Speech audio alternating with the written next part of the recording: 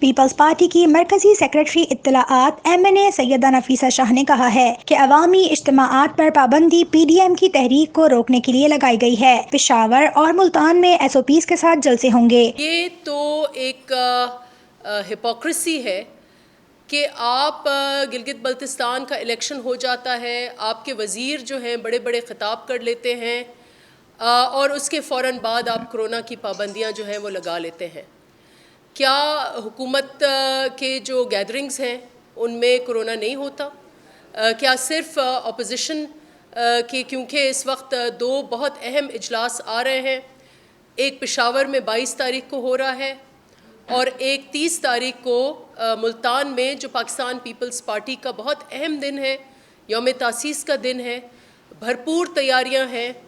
اس لیے حکمرانوں کو یہ پتہ ہو کہ پاکستان پیپلز پارٹی ہو یا PDM کی ساری جماعتیں ہیں، ہم بالکل ذمہ دار ہیں، پورے SOPs فالو ہوں گے، لیکن یہ سیاسی اجتماع ضرور ہوں گے۔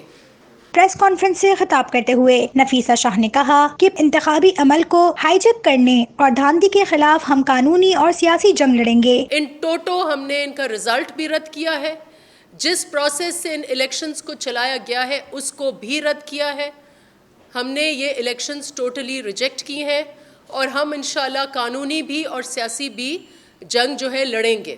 جہاں گلگت بلتستان میں آبادی نالوں میں ہوتی ہے، نالوں میں اندر آپ انجینئرز بھیج دیتے ہیں، آپ پولیس کے اہلکار بھیج دیتے ہیں، جو کبھی ایک دھمکاتا ہے اور دوسرا جو ہے وہ لارے لپے دیتا ہے، اور اس طریقے سے انتظامی انجینئرنگ کا ایک تسلسل اور کوڈ آف کانڈکٹ کی دھجیاں بکھیری گئیں۔ فارم 45 GBLA کے کدھر ہیں؟ ایجنٹس نے کیوں نہیں ان کے اوپر صحیح کیا؟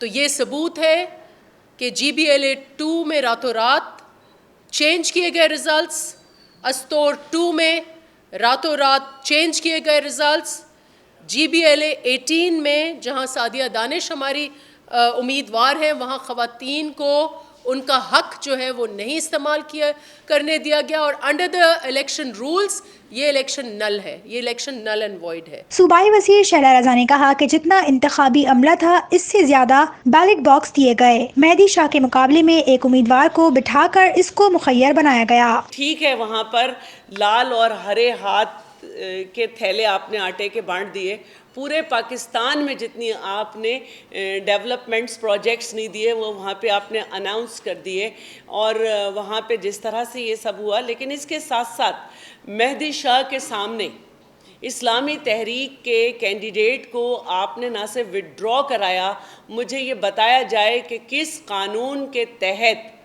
اس کو وہاں پہ گلگت بلتستان امور کا مشیر بنایا گیا۔ یہ رشوت ہے کہ ایک کینڈیڈیٹ کو آپ بٹھا کر اسے مشیر بنا دیں، وہ بھی کیئر ٹیکر گورنمنٹ میں۔ اس کو ہم نے وہاں پہ اس پہ ہم نے وہاں پر درخواست بھی دی ہے، اور اس پہ ہم نے کہا ہے کہ کمیشن جو ہے الیکشن کمیشن فوراً ایکشن لے۔